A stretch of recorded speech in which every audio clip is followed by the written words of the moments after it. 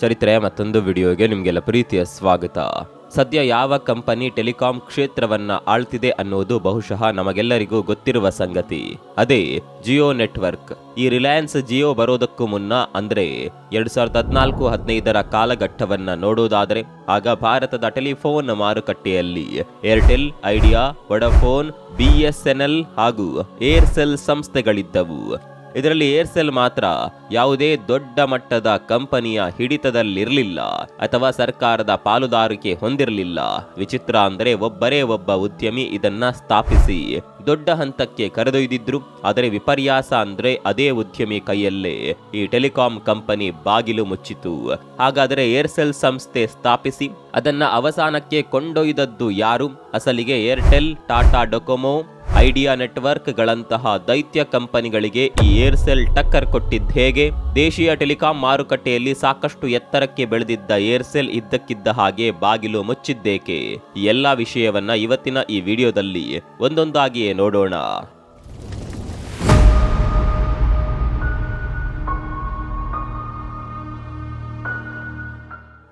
Aircel ಎನ್ನುವ ಈ telecom ಕಂಪನಿಯನ್ನ 1999ರಲ್ಲಿ ತಮಿಳುನಾಡಿನ ಉತ್ಸಾಹಿ ಉದ್ಯಮಿ ಶಿವಶಂಕರನ್ ಸ್ಥಾಪಿಸಿದ್ರು. ತಮಿಳುನಾಡಿನ ಕೋವಾಲೂರು ಎಂಬ ಸಣ್ಣ ಹಳ್ಳಿಯಿಂದ ಬಂದಿದ್ದ ಇವರಿಗೆ IT, ರಿಟೇಲ್ ಹಾಗೂ ರಿಯಲ್ ಎಸ್ಟೇಟ್ ನಲ್ಲಿ ಏನನ್ನಾದರೂ ಸಾಧಿಸಬೇಕು ಎಂಬ ಹಂಬಲವಿತ್ತು. ಅದೇ ಹೊತ್ತಿಗೆ ಅಂದ್ರೆ 1990ರ ದಶಕದಲ್ಲಿ ಭಾರತದಲ್ಲಿ ಟೆಲಿಕಾಂ ಕ್ರಾಂತಿ ಶುರುವಾಗಿತ್ತು. ಆರ್ಥಿಕ ಉದಾರೀಕರಣ, ಜಾಗತೀಕರಣದ ಪ್ರಭಾವದಿಂದಾಗಿ ಟೆಲಿಕಾಂ ಇಂಡಸ್ಟ್ರಿ ದೊಡ್ಡ ಮಟ್ಟದ ಬದಲಾವಣೆಗೆ ಮುನ್ನುಡಿ ಬರೆದಿತ್ತು.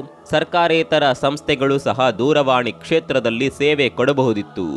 ಮೊಬೈಲ್ ಮಾರುಕಟ್ಟೆಯಂತೂ ವಾಯು ವೇಗದಲ್ಲಿ ವಿಸ್ತರಣೆಯಾಗ್ತಾ ಇತ್ತು. ಮೊಬೈಲ್ ಖರೀದಿ ಆದಷ್ಟೇ ಸಿಮ್ಗಳು ಸಹ ಮಾರುಕಟ್ಟೆಯಲ್ಲಿ ಬಿಕರಿಯಾಗ್ಲಿವೆ ಅಂತ ಲೆಕ್ಕ ಹಾಕಿದ ಶಿವಶಂಕರನ್ ಈ ಬದಲಾವಣೆಯ ಸಂಪೂರ್ಣ ಉಪಯೋಗ ಪಡೆದುಕೊಂಡ್ರು. ಏರ್ಸೆಲ್ ಸಂಸ್ಥೆಯನ್ನ ಸ್ಥಾಪಿಸೋದರೊಂದಿಗೆ ಭಾರತದ ದೂರವಾಣಿ ಕ್ಷೇತ್ರದಲ್ಲಿ ಎಂಟ್ರಿ ಆದ್ರು. ಮೊದಲಿಗೆ ತಮ್ಮ ತವರು ರಾಜ್ಯ ತಮಿಳುನಾಡಿನಲ್ಲಿ ಅಡಿಯಿಟ್ಟ ಏರ್ಸೆಲ್ ಕಂಪನಿ ಆರಂಭದಲ್ಲಿ ಟವರ್ ನಿರ್ಮಾಣ ಹಾಗೂ ಫೈಬರ್ ಆಪ್ಟಿಕಲ್ ಕೇಬಲ್ ಜಾಲ ವಿಸ್ತರಣೆಗೆ ಆದ್ಯತೆ ನೀಡಿತು.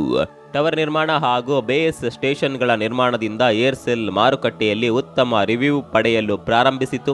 ಉತ್ತಮ ಕನೆಕ್ಟಿವಿಟಿಯಿಂದಾಗಿ ಜನರು ಏರ್ಸೆಲ್ನತ್ತ ಆಕರ್ಷಿತರಾಗತೊಡಗಿದ್ರು. ಕೇವಲ 5 ವರ್ಷದಲ್ಲಿ ಇಡೀ ತಮಿಳುನಾಡು ಕ್ಯಾಪ್ಚರ್ ಮಾಡಿಕೊಂಡ ಶಿವಶಂಕರನ್ ರಾಷ್ಟ್ರೀಯ ಮಟ್ಟದಲ್ಲಿ ತಮ್ಮ ಸಂಸ್ಥೆಯನ್ನ ವಿಸ್ತರಿಸಲು ಯೋಜಿಸಿದ್ರು.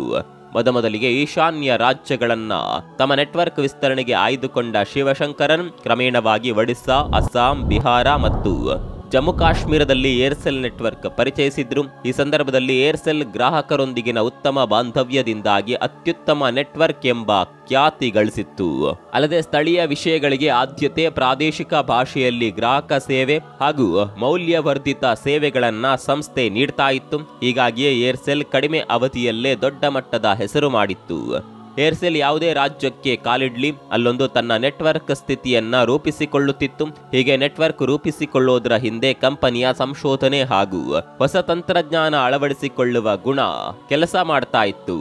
ಇದಲ್ಲದೆ ಇನ್ನು ಅನೇಕ ಸಂಗತಿಗಳು ಏರ್ಸೆಲ್ ದೊಡ್ಡ ಟೆಲಿಕಾಂ ಕಂಪನಿ ಆಗುವಲ್ಲಿ ದೊಡ್ಡ ಕೊಡುಗೆ ನೀಡಿದ್ದವು. ಭಾರತೀಯ ದೂರಸಂಪರ್ಕ ಕ್ಷೇತ್ರ ವಿಸ್ತರಣೆ ಆಗ್ತಾ ಇದ್ದಂತೆ ಕಂಪನಿ ಕೂಡ ಹೊಸ ತಂತ್ರಜ್ಞಾನಗಳನ್ನು ಅಳವಡಿಸಿಕೊಳ್ಳಲು ಮುಂದಾಯಿತು. 2003ರ ಆಸುಪಾಸಿನ ಸಮಯದಲ್ಲಿ ಭಾರತದಲ್ಲಿ ಕೇವಲ 2G ಸೇವೆ ಮಾತ್ರ ಚಾಲ್ತಿಯಲ್ಲಿತ್ತು. ಹೀಗಾಗಿ ಏರ್ಸೆಲ್ ಸಂಸ್ಥೆ GPRS ಹಾಗೂ ಎಡ್ಜ್ ತಂತ್ರಜ್ಞಾನವನ್ನ ಬಹುಬೇಗನೆ ಅಳವಡಿಸಿಕೊಂಡಿತ್ತು. ಅಂದಹಾಗೆ ನೀವು 2G ಸೇವೆ ಬಳಕೆ ಮಾಡಿದಿದ್ರೆ ಮೊಬೈಲ್ನಲ್ಲಿ ಟವರ್ ಐಕಾನ್ ಹಿಂದೆ G ಅಥವಾ E ಅಕ್ಷರ ಬರ್ತಾ ಇತ್ತು. ಅಂದರೆ GPRS ಅಥವಾ ಎಡ್ಜ್ ಸೇವೆ ಅನ್ನೋದನ್ನ ಕ್ಲಿಯರ್ ಆಗಿ ಹೇಳುತ್ತಿತ್ತು. ಇದನ್ನ ಸ್ವಲ್ಪ ಡೀಟೇಲ್ ಆಗಿ ನೋಡೋಣ. ಸಾಮಾನ್ಯವಾಗಿ ವೈರ್ಲೆಸ್ ಇಂಟರ್ನೆಟ್ ಸೇವೆ ಪಡೆಯಲು ಒಂದಷ್ಟು ತಂತ್ರಜ್ಞಾನದ ಅವಶ್ಯಕತೆ ಇರುತ್ತದೆ. ಉದಾಹರಣೆಗೆ GPRS, ಎಡ್ಜ್, HSDPA, HSPA+ ಹಾಗೂ LTE. ಮೊದಲೇ ಹೇಳಿದಂತೆ ಇದರಲ್ಲಿ GPRS, ಎಡ್ಜ್ ತಂತ್ರಜ್ಞಾನ 2G ಸೇವೆಯನ್ನ ಸಪೋರ್ಟ್ ಮಾಡುತ್ತವೆ.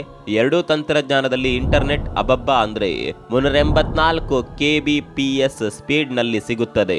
ಈ ಎರಡೂ ತಂತ್ರಜ್ಞಾನಕ್ಕಿರುವ ಮಿತಿ ಅಂದ್ರೆ ಇದರಲ್ಲಿ ಕರೆಯೊಂದಿಗೆ ಇಂಟರ್ನೆಟ್ ಬಳಕೆ ಮಾಡಲು ಸಾಧ್ಯವಿಲ್ಲ.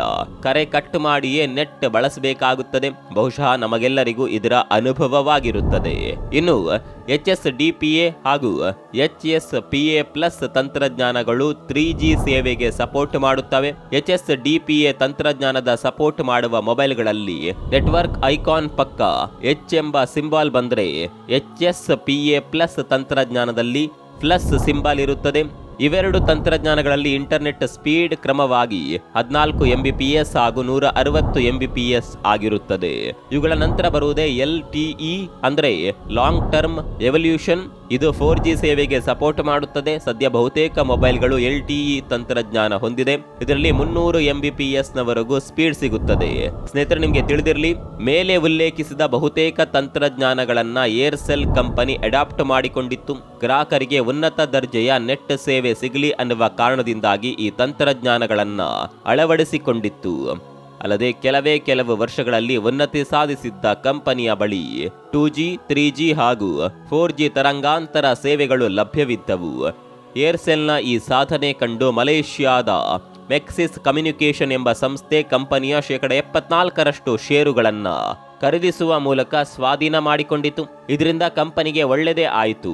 ಇದರಿಂದ ಏರ್ಸೆಲ್ ನೆಟ್ವರ್ಕ್ಗೆ ಹಣಕಾಸಿನ ಭದ್ರತೆ ಸಿಗೋದರೊಂದಿಗೆ ಹೊಸ ತಾಂತ್ರಿಕ ಸಂಶೋಧನೆಗಳ ಲಾಭ ದೊರೆಯುವಂತಾಯಿತು. ಈ ಸಹಭಾಗಿತ್ವದಿಂದ ಏರ್ಸೆಲ್ ಮಾರುಕಟ್ಟೆಯಲ್ಲಿ ಇಂಟರ್ನೆಟ್ ಸೇವೆ ಹಾಗೂ ಡಾಟಾ ಆಧಾರಿತ ಟ್ಯಾರಿಫ್ ಪ್ಲಾನ್ಗಳನ್ನ ಪರಿಚಯಿಸಿತು. ಇದರಿಂದ ಗ್ರಾಹಕರನ್ನ ಸೆಳೆಯೋದರೊಂದಿಗೆ ವಿಶ್ವಾಸಾರ್ಹ ನೆಟ್ವರ್ಕ್ ಬೆಳೆಸುವ ಉದ್ದೇಶವಿತ್ತು. ಮೇಲಿನ ಎಲ್ಲ ಅಂಶಗಳನ್ನ ಪರಿಗಣಿಸಿ ಏರ್ಸೆಲ್ನ ಬೆಳವಣಿಗೆ ತುಂಬಾ ಈಸಿ ಆಗಿತ್ತು ಅಂತ ಭಾವಿಸಬೇಡಿ. ಏರ್ಸೆಲ್ ಕಡಿಮೆ ಅವಧಿಯಲ್ಲಿ ಟಾಪ್ ಮಟ್ಟಕ್ಕೆ ಬರುವಲ್ಲಿ ಹಲವು ಅಡೆತಡೆಗಳನ್ನ ಎದುರಿಸಿತ್ತು. ಸ್ನೇಹಿತರೆ, ಏರ್ಸೆಲ್ ಎದುರಿಸಿದ ಅತಿ ದೊಡ್ಡ ಹಾಗೂ ಮೊದಲ ಚಾಲೆಂಜ್ ಅಂದ್ರೆ ಅದು ಸ್ಪೆಕ್ಟ್ರಮ್ ಸ್ಕ್ಯಾರ್ಸಿಟಿ ಹಾಗೂ ಕಾಸ್ಟ್ಲಿ ಆಕ್ಷನ್. ಮೊದಲಿಗೆ ನಾವು ಸ್ಪೆಕ್ಟ್ರಮ್ ಏನು ಅನ್ನೋದನ್ನ ತಿಳಿಯೋಣ. ಸ್ಪೆಕ್ಟ್ರಮ್ ಅಂದ್ರೆ ಅಂತರ್ಜಾಲವನ್ನ ನೀಡುವ ತರಂಗಾಂತರಗಳು, ಅಂದ್ರೆ ಹೈ ಸ್ಪೀಡ್ ಇಂಟರ್ನೆಟ್ ಅನ್ನ ಗಾಳಿಯ ಮೂಲಕ ಪಡೆಯುವ ವಿಧಾನ. ಸುಲಭವಾಗಿ ಹೇಳೋದಾದ್ರೆ ಮೊಬೈಲ್ ಟವರ್ನಿಂದ ಹೊರಡುವ ಅಂತರ್ಜಾಲ ನಮ್ಮ ಮೊಬೈಲ್ಗಳಿಗೆ ವೈರ್ನ ಸಹಾಯವಿಲ್ಲದೆಯೇ ತಲುಪುವ ವಿಧಾನ. ಹಾಗಂತ ಈ ಸ್ಪೆಕ್ಟ್ರಮ್ ಸುಲಭವಾಗಿ ಸಿಗುವಂತದ್ದಲ್ಲ. ದೇಶದಲ್ಲಿರುವ ಪ್ರತಿ ಟೆಲಿಫೋನ್ ಸೇವಾ ಕಂಪನಿಗಳು ಈ ಸ್ಪೆಕ್ಟ್ರಮ್ ಪಡೆಯಲು ದೊಡ್ಡ ಸರತಿ ಸಾಲಿನಲ್ಲಿ ಕಾದು ನಿಂತಿರುತ್ತವೆ. ಸರ್ಕಾರ ತರಂಗಾಂತರಗಳ ಹರಾಜು ಪ್ರಕ್ರಿಯೆ ನಡೆಸಿ ಜಾಸ್ತಿ ಬಿಡ್ ಮಾಡುವ ಕಂಪನಿಗಳಿಗೆ ತರಂಗಾಂತರ ಸೇವೆಗಳನ್ನ ನೀಡುತ್ತದೆ. ಮೊದಲೇ ಭಾರತದಲ್ಲಿ ತರಂಗಾಂತರಗಳನ್ನ ಖರೀದಿ ಮಾಡುವ ಕಂಪನಿಗಳು ಕಡಿಮೆ, ಹೀಗಾಗಿ ಹೆಚ್ಚಿನ ಬಿಡ್ ಮಾಡಿಯೇ ತರಂಗಾಂತರಗಳನ್ನ ಖರೀದಿಸಬೇಕಾಗುತ್ತದೆ. ಅಂತೆಯೇ ಏರ್ಸೆಲ್ 2010ರಲ್ಲಿ 65 ಬಿಲಿಯನ್ ಮೊತ್ತಕ್ಕೆ ಬಿಡ್ ಮಾಡಿ ಆಂಧ್ರಪ್ರದೇಶ, ಅಸ್ಸಾಂ, ಪಂಜಾಬ್, ಒಡಿಸ್ಸಾ ಸೇರಿದಂತೆ ಒಟ್ಟು 13 ರಾಜ್ಯಗಳಲ್ಲಿ ಸ್ಪೆಕ್ಟ್ರಮ್ಗಳನ್ನ ತನ್ನದಾಗಿಸಿಕೊಂಡಿತ್ತು. ಇನ್ನು ಎರಡನೇ ಅತಿ ದೊಡ್ಡ ಚಾಲೆಂಜ್ ಅಂದರೆ ಇತರ ಸೇವಾ ಕಂಪನಿಗಳೊಂದಿಗಿನ ಸ್ಪರ್ಧೆ ಹಾಗೂ ದರ ನಿಗದಿ. ಇದಂತೂ ವಿಪರೀತ ಅನ್ನುವಷ್ಟು ಟೆಲಿಕಾಂ ಕಂಪನಿಗಳನ್ನ ಕಾಡುತ್ತದೆ. ಇದಕ್ಕೆ ಏರ್ಸೆಲ್ ಕೂಡ ಹೊರತಾಗಿರಲಿಲ್ಲ. ಬೇರೆ ಕ್ಷೇತ್ರಗಳಲ್ಲಿದ್ದಂತೆ ಇಲ್ಲಿಯೂ ಕೂಡ ಸಿಕ್ಕಾಪಟ್ಟೆ ಸ್ಪರ್ಧೆ ಇತ್ತು. ಇನ್ನು ಭಾರತ ಹೇಳಿ ಕೇಳಿ ದರ ಸೂಕ್ಷ್ಮತೆ ಹೊಂದಿರುವ ಮಾರುಕಟ್ಟೆ. ಹೀಗಾಗಿ ಮಾರುಕಟ್ಟೆಯಲ್ಲಿರುವ ಪ್ರತಿಯೊಂದು ಕಂಪನಿಗಳು ದರ ಸಮರಕ್ಕೆ ಇಳಿದಿರುತ್ತದೆ. ದರ ಸಮರಕ್ಕೆ ಇಳಿದಿರುತ್ತವೆ. ಟೆಲಿಕಾಂ ಕ್ಷೇತ್ರದಲ್ಲಿ ಷೇರುಗಳು ಬೆಳೆಯಬೇಕೆಂದ್ರೆ ದರ ಸಮರಕ್ಕೆ ಇಳಿಯಲೇಬೇಕು ಎನ್ನುವ ಅಲಿಖಿತ ನಿಯಮ ಜಾರಿಯಲ್ಲಿದೆ. ಹೀಗಾಗಿಯೇ Airtel, Tata Docomo, Reliance communication, idea ಮುಂತಾದ ಕಂಪನಿಗಳು ಆಗಾಗ ತಮ್ಮ ಸಿಮ್ ದರ, ಟ್ಯಾರಿಫ್ ಪ್ಲಾನ್ಗಳ ಬೆಲೆಯನ್ನ ಪರಿಷ್ಕರಣೆ ಮಾಡುತ್ತಲೇ ಇರುತ್ತವೆ. ಇದೇ ಮಾರ್ಗದಲ್ಲೇ ಸಾಗಬೇಕಾದ ಅನಿವಾರ್ಯತೆ ಏರ್ಸೆಲ್ಗೂ ಇತ್ತು. ಹೀಗಾಗಿ ಕಂಪನಿ ಮಾರುಕಟ್ಟೆಯಲ್ಲಿ ಉಳಿಯಬೇಕಾದ ಅನಿವಾರ್ಯತೆಯಿಂದಾಗಿ ದರ ಸಮರಕ್ಕೆ ಇಳಿಯಲೇಬೇಕಾಯಿತು. ಸ್ನೇಹಿತರೆ, ಇನ್ನು ಮೂರನೇ ಚಾಲೆಂಜ್ ಅಂದ್ರೆ ಅದು ಮೂಲಭೂತ ಸೌಕರ್ಯಗಳು ಹಾಗೂ ಇಂಟರ್ನೆಟ್ ಮ್ಯಾನೇಜ್ಮೆಂಟ್ ಮಾಡೋದು.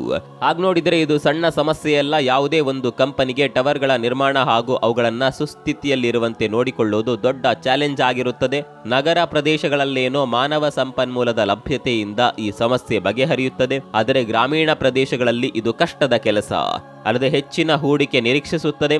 ಇದಲ್ಲದೆ ಗ್ರಾಹಕರ ಬೇಕು ಬೇಡಗಳನ್ನ ಪೂರೈಸಲು ನೆಟ್ವರ್ಕ್ಗಳನ್ನ ಅಪ್ಗ್ರೇಡ್ ಮಾಡಲೇಬೇಕಾದ ಅಗತ್ಯತೆ ಇರುತ್ತದೆ. ಅದಕ್ಕಾಗಿ ನೆಟ್ವರ್ಕ್ ಇಂಪ್ರೂವೈಸೇಷನ್ ಮಾಡಲೇಬೇಕಾಗುತ್ತದೆ. ಇದಕ್ಕಾಗಿ ಕೋಟ್ಯಂತರ ಹಣವನ್ನ ಇದರಲ್ಲಿ ತೊಡಗಿಸಬೇಕಾಗುತ್ತದೆ. ಸಾಮಾನ್ಯವಾಗಿ ನಗರ ಪ್ರದೇಶಗಳಲ್ಲಿ ನೆಟ್ವರ್ಕ್ ಇಶ್ಯೂ ಇರೋದಿಲ್ಲ. ಒಂದು ವೇಳೆ ಅಂತಹ ಸಮಸ್ಯೆ ಬಂದಿದ್ದೇ ಆದರೆ ಗ್ರಾಹಕರು ಮತ್ತೊಂದು ಸೇವಾ ಕಂಪನಿಯತ್ತ ಜಿಗಿಯುತ್ತಾರೆ. ಆದರೆ ಗ್ರಾಮೀಣ ಪ್ರದೇಶಗಳಲ್ಲಿ ಪರಿಸ್ಥಿತಿ ಹಾಗಿರೋದಿಲ್ಲ. ಇಲ್ಲಿ ಸೇವೆ ನೀಡುವ ಟೆಲಿಕಾಂ ಕಂಪನಿಗಳೇ ಕಡಿಮೆ ಇರೋದ್ರಿಂದ ಗ್ರಾಹಕರು ಅಷ್ಟು ಸುಲಭವಾಗಿ ಒಂದು ನೆಟ್ವರ್ಕ್ನಿಂದ ಮತ್ತೊಂದು ನೆಟ್ವರ್ಕಿಗೆ ಪೋರ್ಟ್ ಆಗೋದಿಲ್ಲ. ಹೀಗಾಗಿಯೇ ಹಳ್ಳಿಗಳಲ್ಲಿ ಒಮ್ಮೆ ಸಿಮ್ ತೆಗೆದುಕೊಂಡ್ರೆ ಅದೇ ಕಂಪನಿಯೊಂದಿಗೆ ಹಲವು ವರ್ಷಗಳ ಕಾಲ ಇರ್ತಾರೆ. ಇದೇ ಕಾರಣದಿಂದಾಗಿಯೇ ಕಂಪನಿಗಳು ಸಹ ದೊಡ್ಡ ಮಟ್ಟದ ಹೂಡಿಕೆಯನ್ನ ಗ್ರಾಮೀಣ ಪ್ರದೇಶಗಳಲ್ಲಿ ಮಾಡಬೇಕಾಗುತ್ತೆ. ಹೀಗೆ ನಗರ ಹಾಗೂ ಗ್ರಾಮೀಣ ಪ್ರದೇಶಗಳೆರಡರಲ್ಲೂ ಟೆಲಿಕಾಂ ಕಂಪನಿಗಳು ನೆಟ್ವರ್ಕ್ ಮ್ಯಾನೇಜ್ಮೆಂಟ್ ಮಾಡಬೇಕಾಗುತ್ತೆ. ಮೇಲೆ ಉಲ್ಲೇಖಿಸಿದ ಸವಾಲುಗಳೆಲ್ಲವನ್ನ ಏರ್ಸೆಲ್ ಅನುಭವಿಸಿತು. ಸಂಸ್ಥೆ ಚಾಲೆಂಜ್ಗಳನ್ನೇನೋ ಸ್ವೀಕರಿಸಿ ಆದಷ್ಟು ಪರಿಹರಿಸಿಕೊಂಡು ಮುನ್ನಡೆಯಲು ಯತ್ನಿಸಿತು. ಆದರೆ ಮುಂದಿನ ದಿನಗಳಲ್ಲಿ ಸವಾಲಿನ ಜಾಗದಲ್ಲಿ ಸಮಸ್ಯೆಗಳು ವಿಜೃಂಭಿಸಲು ಶುರುವಾದವು. ಹಾಗಾದರೆ ಏರ್ಸೆಲ್ ಸಂಸ್ಥೆಯನ್ನ ಮುಳುಗುವಂತೆ ಮಾಡಿದ ಸಮಸ್ಯೆಗಳು ಯಾವುವು? ಗಟ್ಟಿಮುಟ್ಟಾಗಿದ್ದ ಸಂಸ್ಥೆ ಪಾತಾಳ ಕಂಡಿದ್ದೇಗೆ? ಈ ಅಂಶಗಳನ್ನ ನೋಡೋದಾದ್ರೆ 2008ರಲ್ಲಿ ನಡೆದ ತರಂಗಾಂತರಗಳ ಹರಾಜು ಪ್ರಕ್ರಿಯೆಯನ್ನ ಗಮನಿಸಬೇಕು. ವಿಶೇಷ ಅಂದ್ರೆ 2008ರಲ್ಲಿ 2G ಸ್ಪೆಕ್ಟ್ರಮ್ಗಳನ್ನ ಟಾಪ್ ಟೆಲಿಕಾಂ ಕಂಪನಿಗಳಿಗೆ ಹಂಚಿಕೆ ಮಾಡಲಾಗಿತ್ತು. ಬರೋಬ್ಬರಿ 122 ಲೈಸೆನ್ಸ್ಗಳನ್ನ ಸರ್ಕಾರೇತರ ಟೆಲಿಕಾಂ ಕಂಪನಿಗಳಿಗೆ ನೀಡಲಾಗಿತ್ತು. ಇದರಲ್ಲಿ ಏರ್ಸೆಲ್ ಕೂಡ ಒಂದಾಗಿತ್ತು. ಇಲ್ಲಿವರೆಗೂ ಎಲ್ಲವೂ ಚೆನ್ನಾಗಿಯೇ ಇತ್ತು. ಆದರೆ 2009ರಲ್ಲಿ ಈ ವಿಚಾರದಲ್ಲಿ ದೊಡ್ಡದೊಂದು ತಿರುವು ಘಟಿಸಿತು. ಕೇಂದ್ರೀಯ ವಿಚಕ್ಷಣಾ ದಳ 2G ಸ್ಪೆಕ್ಟ್ರಮ್ ಹಗರಣಕ್ಕೆ ಸಂಬಂಧಿಸಿದಂತೆ ತನಿಖೆ ನಡೆಸುವಂತೆ ಸಿಬಿಐಗೆ ಕೋರಿಕೆ ಸಲ್ಲಿಸಿತು. ಅದರಂತೆ ಸಿಬಿಐ ತನಿಖೆ ನಡೆಸಿತು ಕೂಡ. ಇದರಲ್ಲಿ ಸಾಬೀತಾದ ಸತ್ಯ ಏನಂದ್ರೆ 2G ತರಂಗಾಂತರಗಳನ್ನ ಹಂಚಿಕೆ ಮಾಡುವಲ್ಲಿ ಅಕ್ರಮ ನಡೆದಿರೋದನ್ನ ಪತ್ತೆ ಹಚ್ಚಿತ್ತು. ಅಕ್ರಮವಾಗಿ 2G ತರಂಗಗಳ ಲೈಸೆನ್ಸ್ ಅನ್ನ ಟಾಪ್ ಕಂಪನಿಗಳಿಗಷ್ಟೇ ನೀಡಲಾಗಿತ್ತು. ಹೀಗೆ ಅಕ್ರಮವಾಗಿ ಲೈಸೆನ್ಸ್ ಪಡೆದವರಲ್ಲಿ ಏರ್ಸೆಲ್ ಕಂಪನಿ ಕೂಡ ಸೇರಿತ್ತು. ವಿಷಯದ ಗಂಭೀರತೆ ಅರಿತ ಸುಪ್ರೀಂ ಕೋರ್ಟ್ ನೀಡಲಾಗಿದ್ದ ಎಲ್ಲ 122 ಲೈಸೆನ್ಸ್ಗಳನ್ನ ತತ್ಕ್ಷಣದಿಂದಲೇ ಜಾರಿಗೆ ಬರುವಂತೆ ರದ್ದು ಮಾಡಿತು. ಯಾವಾಗ ಸುಪ್ರೀಂ ಕೋರ್ಟ್ ಈ ಆದೇಶ ನೀಡಿತು ಆಗ ಟೆಲಿಕಾಂ ಕಂಪನಿಗಳೆಲ್ಲ ದೊಡ್ಡ ಸಂಕಷ್ಟಕ್ಕೆ ಸಿಲುಕಿದವು. ಅದರಲ್ಲೂ ಏರ್ಸೆಲ್ ಅಂತೂ ದೊಡ್ಡದಾದ ಪ್ರಪಾತಕ್ಕೆ ಬಿದ್ದಾಗಿತ್ತು. ಕಾರಣ ಸಂಸ್ಥೆ ನೆಟ್ವರ್ಕ್ ಲೈಸೆನ್ಸ್ ಪಡೆದುಕೊಂಡಿತ್ತು. ಜೊತೆಗೆ ಲೈಸೆನ್ಸ್ಗಾಗಿ ನೀಡಿದ ಹಣವು ಸರ್ಕಾರದ ಖಜಾನೆ ಸೇರಿಯಾಗಿತ್ತು. ಇದರಿಂದ ಏರ್ಸೆಲ್ ದೊಡ್ಡ ಆರ್ಥಿಕ ಸಂಕಷ್ಟಕ್ಕೆ ಸಿಲುಕಿತು. ಹೇಗಾದರೂ ಮಾಡಿ ಟೆಲಿಕಾಂ ಕ್ಷೇತ್ರದಲ್ಲಿ ಉಳಿಯಬೇಕು ಅಂದುಕೊಂಡಿದ್ದ ಏರ್ಸೆಲ್ ತರಾತುರಿಯಲ್ಲಿ ಅನಿಲ್ ಅಂಬಾನಿ ನೇತೃತ್ವದ ರಿಲಯನ್ಸ್ ಕಮ್ಯುನಿಕೇಷನ್ ಜೊತೆ ಪಾಲುದಾರಿಕೆ ಒಪ್ಪಂದ ಮಾಡಿಕೊಂಡಿತು. ಮೊದಲೇ ನಷ್ಟದಲ್ಲಿದ್ದ ರಿಲಯನ್ಸ್ ಕಮ್ಯುನಿಕೇಷನ್ ಜೊತೆಗಿನ ಪಾರ್ಟ್ನರ್ಶಿಪ್ನಿಂದ ಏರ್ಸೆಲ್ಗೆ ಅಂತಹ ಲಾಭವೇನೋ ಗಿಟ್ಲಿಲ್ಲ. 40,000 ಟವರ್ ಹಾಗೂ 89 ಮಿಲಿಯನ್ ಗ್ರಾಹಕರು ಇದ್ದರೂ ಏರ್ಸೆಲ್ ರಿಲಯನ್ಸ್ ಪಾಲುದಾರಿಕೆಯಲ್ಲಿ ಲಾಭ ಕಾಣಲಿಲ್ಲ. ಕೊನೆಗೆ ಅಂತಿಮವಾಗಿ 2017ರಲ್ಲಿ ಈ ಪಾಲುದಾರಿಕೆ ಒಪ್ಪಂದವನ್ನ ರದ್ದು ಮಾಡಲಾಯಿತು. ಇದೇ ಸಮಯಕ್ಕೆ ಭಾರತೀಯ ಟೆಲಿಕಾಂ ಮಾರುಕಟ್ಟೆಗೆ ಮುಖೇಶ್ ಅಂಬಾನಿ ನೇತೃತ್ವದ ಜಿಯೋ ಕಂಪನಿ ಲಗ್ಗೆ ಇಟ್ಟಿತು. ಯಾವಾಗ ಜಿಯೋ ಟೆಲಿಕಾಂ ಕ್ಷೇತ್ರಕ್ಕೆ ಅಡಿ ಇಟ್ಟಿತು ಆಗ ಅಲ್ಲೋಲ ಕಲ್ಲೋಲ ಸೃಷ್ಟಿಯಾಗುವಂತಹ ಸ್ಥಿತಿ ನಿರ್ಮಾಣವಾಯಿತು. ಅಸಲಿಗೆ ಜಿಯೋ ಕಂಪನಿ ಯಾರು ಊಹಿಸದ ರೀತಿಯಲ್ಲಿ ಟ್ಯಾರಿಫ್ ಪ್ಲಾನ್ಗಳನ್ನ ಇಂಟರ್ನೆಟ್ ಸೇವೆಗಳನ್ನ ಅತ್ಯಂತ ಕಡಿಮೆ ದರದಲ್ಲಿ ಪರಿಚಯಿಸಿತು. ನಿಜ ಹೇಳಬೇಕಂದ್ರೆ ಇಷ್ಟು ಕಡಿಮೆ ದರದಲ್ಲಿ ಮೊಬೈಲ್ ಕರೆ ಸೇವೆ, ನೆಟ್ ಸೇವೆ ನೀಡುವುದು ನಿಜಕ್ಕೂ ದುಸ್ತರವಾಗಿತ್ತು. ಆ ಸಮಯದಲ್ಲಿ 200 ರೂಪಾಯಿಗೆ 1 GB 3G ಇಂಟರ್ನೆಟ್ ಲಭ್ಯವಿತ್ತು. ಆದರೆ ಜಿಯೋ ಕಂಪನಿ 200 ರೂಪಾಯಿಗೆ 4G ಅನ್ಲಿಮಿಟೆಡ್ ಪ್ಲಾನ್ ಪರಿಚಯಿಸಿತು.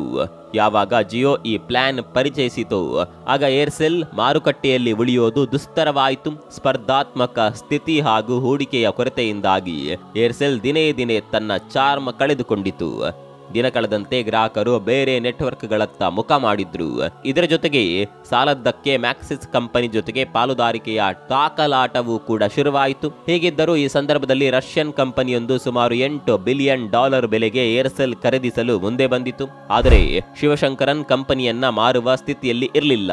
ಅಂದಿನ ಕೇಂದ್ರ ಸಚಿವರೊಬ್ಬರ ಒತ್ತಡದಿಂದಾಗಿ ಇದು ಸಾಧ್ಯವಾಗಲಿಲ್ಲ.